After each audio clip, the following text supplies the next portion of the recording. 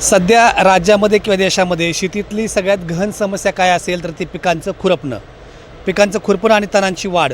तणांची समस्या दूर करण्यासाठी काही दिवसांपूर्वीच बारामतीच्या कृषी विज्ञान केंद्राच्या कृषी प्रदर्शनामध्ये लेझर रोबोट येणार असं आपण सांगितलं होतं. तो लेझर रोबोट पुण्यातल्या राहुल रावेरकर आणि चेतन शिंदे आणि त्याच्या सगळ्या सहकाऱ्यांनी तयार केलेला आहे. तो रोबोट हा आहे.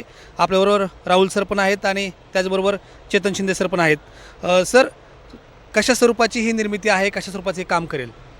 हा एक कंप्लीट ऑटोमॅटिक रोबोट आम्ही बनवण्याचा प्रयत्न केलेला आहे, जो शेतीतलं तण जे आहे ते फक्त शेतीतलं तण जाळेल आणि बाकीच्या पिकांना कुठलंही हानी पोहोचणार नाही, असा आमचा प्रयत्न आहे. आम्ही याच्यामध्ये ब्ल्यू लेझर जो आहे त्याचा वापर केलेला आहे. हा पूर्णपणे याचं mechanical design, electronics design, software part आणि त्याच्याशी संबंधित सगळ्या गोष्टी या डिझायनिंगपासून डेव्हलपमेंटपर्यंत या आमच्या स्वतःच्या इनहाऊस आहेत. पुण्याला मी आणि चेतन आमची अश्मन टेक्निकल्स प्रायव्हेट लिमिटेड म्हणून जी कंपनी आहे त्याच्यामध्ये आम्ही वेगवेगळ्या प्रकारचे AMR डेव्हलप करत असतो आणि आमचा मेजर फोकस हा शेतामध्ये जे लेबर प्रॉब्लेम्स आहेत ते कमी करणं आणि त्याच्यावरती सोल्युशन देणं, याच्यासाठी आम्ही प्रयत्न करतो. तर आमचा हा पहिला प्रयत्न आहे. कशातनं ही कल्पना सुचली चेतन सर? काही महिन्यांपूर्वी माझा आणि करंजे सरांचा डिस्कशन चालला होता. तेव्हा त्यांनी ॲक्च्युअल प्रॉब्लेम सांगितले की ते तण काढायला प्रॉब्लेम्स येतात. सो आमचं डिस्कशन झालं की आपण त्यासाठी रोबोट बनवू शकतो का. तर तिथून ते चालू झालं आणि मग आम्ही त्याच्यावरती थोडं रिसर्च अँड डेव्हलपमेंट करून मग आता इथपर्यंत पोचलो की तो तण आयडेंटिफाय करू शकतो. आत्ता आपण 4 प्रकारचे तण आयडेंटिफाय करू शकतो करेक्टली, एकदम ॲक्युरेटली, आणि त्याचं मार्किंग पण करू शकतो त्या सिस्टीममध्ये आणि त्याच्यानुसार लेझर फिरवतो आपण. अशा स्वरूपाचा पूर्ण संशोधित केलेला रोबोट म्हणजे लेझरचा तो बनवायला किती दिवस लागतील असं वाटतं? बघायला गेलं तर करंजे सरांनी आम्हाला याच्यामध्ये सांगितल्यापासून एक 1.5 महिन्यामध्ये साधारणपणे आमचा हा रोबो तयार झालेला आहे. आणि त्याच्यानंतर आता हा जो आहे हा तर आमचं पहिलं हे मॉडेल आहे आणि याचं आतापर्यंतच्या सगळ्या चाचण्यात आमचे यशस्वी झालेले आहेत.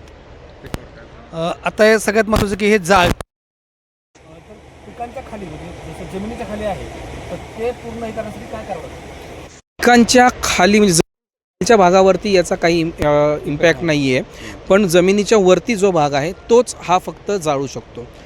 तो जो जाळेल तो पूर्णपणे त्याचं प्रकाश संश्लेषण क्रिया बंद करेल. तुम्हाला कसं वाटतं? निश्चित, कारण आमच्या शेतकऱ्यांच्या मेन समस्या ह्याच आहेत की आता वाढती मजूर समस्या आणि त्याच्यावरचा खर्च. तर हे सगळं जर टाळायचं असेल तर आपल्याला मॅकनायझेशनवर जावं लागेल आणि ते बी ॲक्युरेट काम करावं लागेल.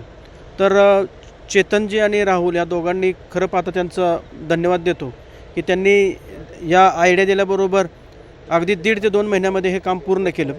आणि पूर्ण याच्यामध्ये आपलं जर समजा ऊस पीक आहे आणि ऊसामध्ये बाकीची तणं आहेत तर ऊस सोडून बाकीची तणं बरोबर आपण म्हणतो टिकली अवस्थेतलं तण ते मारण्याचं काम अतिशय चांगल्या प्रकारे होतं. म्हणजे आपल्याला ह्याच्यामध्ये तणनाशकाची गरज आहे. सगळ्यात सुरुवातीला तणनाशकाची प्रक्रिया ज्यावेळेस आपण करतो सुरुवातीला त्यावेळेस हे जागी वापरलं पाहिजे. हां, म्हणजे तण उगवल्यानंतर शेतकऱ्यांनी 8 ते 10 दिवसाचं तण असताना त्यावेळी जर ह्याला फिरवलं तर अगदी लेझरसारखं म्हणजे आपण ज्याला प्रिंटर फिरेल आणि त्याच्यामध्ये सगळं तण मारेल आणि पीक तुमचं जागेवर राहील. म्हणजे पूर्ण क्लीन करायचं काम हा रोबोट करणार आहे. तर हे फार भविष्यातली गरज आहे आणि ते गरज ओळखता आम्ही शेतकऱ्यांचा खर्च, मजुरी, त्याचं कष्ट, उन्हात उभं राहण्याची सर्व ही कष्ट घेण्याची तयारी आता शेतकरी दाखवते. हे त्यांचं वाचणार आहे. तो बांधावर बसून त्याला फक्त तण नियंत्रण करता येणार आहे. आज 1 एकरची जर खुरपणी करायचं झालं तर जवळपास 20 कमीत कमी लेडीज मजूर लागतात. त्या 20 लेडीज मजूरचा खर्च जर बघितला तर 6,000 रुपये कमीत कमी आहे. तो कधीकधी 9,000 रुपये, 15,000 रुपये त्या परिस्थितीनुसार जातो. तो आपोआप इथं वाचणार आहे आणि तणनाशकामुळे जी जमिनीची हानी होते ती आपली बिलकुल वाचणार आहे. म्हणजे सेंद्रिय शेतीला पर्याय ह्याच्यासारखा दुसरा असणार नाही असं मला वाटतं. खरं तर एक महत्त्वाचा मुद्दा शेतकऱ्यांनी पण उपस्थित केला आहे याचा व्हिडिओ तयार झाल्यानंतर की याला खर्च किती येऊ शकतो ह्या रोबोटला? खरं सांगायचं म्हणजे हे खूप लवकर आम्ही तुम्हाला सांगणं आहे की याला खर्च किती येईल, पण तरीही आम्हाला जी आता अंदाजित किंमत याची वाटते आहे ती साधारणपणे एक 9 ते 10 लाख रुपयांपर्यंतचा हा होईल. आणि याचं दुसरं म्हणजे कदाचित सुरुवातीला खर्च थोडा जास्त वाटू शकतो, पण ह्याची जी बॉडी किंवा चॅसी आम्ही बनवलेली आहे ती पूर्णपणे मजबूत आणि रॉबस्ट अशी बनवलेली आहे. आणि आमचा जो प्रयत्न आहे की पुढच्या काही महिन्यांमध्ये त्याच्यामध्ये दुसऱ्या वेगवेगळ्या प्रकारच्या ॲसेसरीज ॲड करायच्या.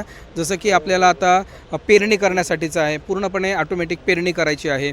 त्याच्यानंतर माती लावण्याचा जो प्रकार असतो तो करायचा आहे, भर लावणं ज्याला म्हणतात तो प्रकार असेल, किंवा तत्सम ज्या बाकीच्या गोष्टी याच्याबरोबर करायच्या आहेत त्या करण्यासाठी आमचा प्रयत्न चालू आहे, की जेणेकरून हे एक कंप्लीट पॅकेज आम्ही शेतकऱ्यांना देऊ शकू, की ज्याच्यामुळे पूर्णपणे माणसांवरती किंवा मजुरांवर अवलंबून राहणं जे आहे ते कमी होऊन प्रोडक्टिव्हिटी वाढेल आणि शेतकऱ्याला त्याचा पूर्ण एक फायदा मिळाला पाहिजे.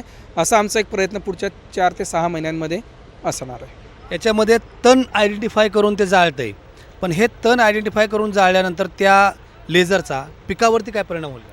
नाही, याचा पिकावरती काहीही परिणाम होत नाही. याचं कारण असं आहे की आम्ही 1 मिलीमीटरपर्यंतची ॲक्युरेसी याच्यामध्ये कन्सिडर केलेली आहे, की 1 मिलीमीटर बाजूला गवत असेल आणि पीक असेल तर तो पिकाला जाळणार नाही, पण त्याच्या पुढचा जो पार्ट असेल त्याच्यामध्ये फक्त तो याला जाळणार, तणाला, आणि पिकाला कुठल्याही प्रकारचा नाही. तो पीक कुठलं आहे त्याच्यामध्ये दाखवतो की एक क्रॉप आहे. तुम्ही याच्यात बघू शकता की ब्ल्यू लाईटमध्ये तो म्हणजे ब्ल्यू कलरमध्ये तो तुम्हाला फ्रेममध्ये दाखवेल की हे पीक आहे, आणि रेड कलरमध्ये तो दाखवेल की हे तण आहे.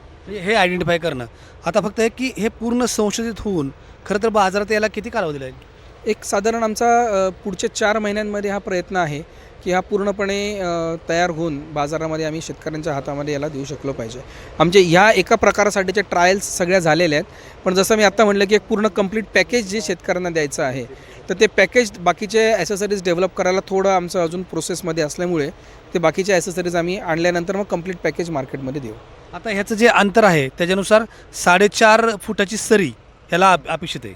हां, नाही तसं नाही आहे. ह्याला तुम्ही दोन्ही बाजूने कमी आणि जास्त करू शकतो. एक्स ॲक्सिसला आणि वाय ॲक्सिसला दोन्ही बाजूने आपल्याला याला कमी जास्त करता येतं. आणि ते कमी जास्त करण्याची त्याच्यात आतापासूनच सुविधा आम्ही दिलेली आहे. पण ते ॲटोमॅटिक नाही आहे, ते माणसांना करावं लागेल. त्यांच्याकडलं जे पीक आहे त्या पिकाच्या सरीनुसार आणि प्रकारानुसार. एक सगळ्यात महत्त्वाची गोष्ट अशी की थोडा जो त्याचा डेमो आहे तो आपण या ठिकाणी पाहू शकतो, की जे लेझरचा पॉईंट आहे तो लेझरचा पॉईंट खालच्या बाजूला आहे, तो फिरतो कसा, तो सगळ्या बाजूला कसा जाईल ते आपण पाहू शकतो. अशा पद्धतीनं संपूर्ण सरीमध्ये हा लेझर फिरेल आणि पूर्ण त्याचे जे पिकावरचं तण आहे ते आयडेंटिफाय करेल. अशा स्वरूपाची ती ब्लू लाईट आहे, ते ब्लू लाईटच्याद्वारे तो त्या तणाला आयडेंटिफाय करेल आणि त्या तणावरती 90°C तापमानामध्ये तो फिरवून या ठिकाणी तो त्याचं कटिंग करेल किंवा तो जाळण्याचा प्रयत्न करेल. ते आपण इथं त्याचंच ते इमेज आपण कॉम्प्युटरमध्ये पाहतो की कशा पद्धतीनं ते तण जाळू शकतं ते. आणि हे त्याचं हिरव्या पद्धतीचं आयडेंटिफाय करतं आहे आणि अशा पद्धतीचं काम आहे आणि ते पूर्ण 4ही बाजूनी तो फिरेल असं त्यांचं म्हणणं आहे. एकंदरीत जर पाहायला गेलं तर ब्युटी पार्लरमध्ये अनेक जण जातात तो चेहऱ्यावरचा काळा डाग घालवण्यासाठी, पण पिकावरचं तण एक काळा डाग असतो आणि तो घालवायची समस्या शेतकऱ्यांमध्ये आता गहन स्वरूपात बनते. आणि हे संपवायसाठी आणि शेतकऱ्यांचं कष्ट, शेतकऱ्यांचा पैसा कमी करण्यासाठी अशा स्वरूपाचं नवीन संशोधन जर बाजारात आलं आणि ते कमीत कमी खर्चात झालं तर राज्यातील शेतकऱ्यांना ते एक आश्वासक दिलासा ठरेल असं म्हणायला काही हरकत नाही. आणि ते पाहायचं असेल तर ते बारामतीच्या कृषी विज्ञान केंद्रामध्ये 17 ते 24 जानेवारी 2026 दरम्यान कृषी प्रदर्शनामध्ये तुम्हाला पाहायला मिळेल. ही सुरुवात आहे कृषी क्षेत्रामध्ये तण नियंत्रणाची. एक वेगळ्या पद्धतीच्या ती तुम्हाला कदाचित ती नवीन वाटेल, सुरुवात वाटेल, पण ही प्राथमिक सुरुवातच नंतरच्या काळामध्ये शेतकऱ्यांसाठी अतिशय महत्त्वाची नाही.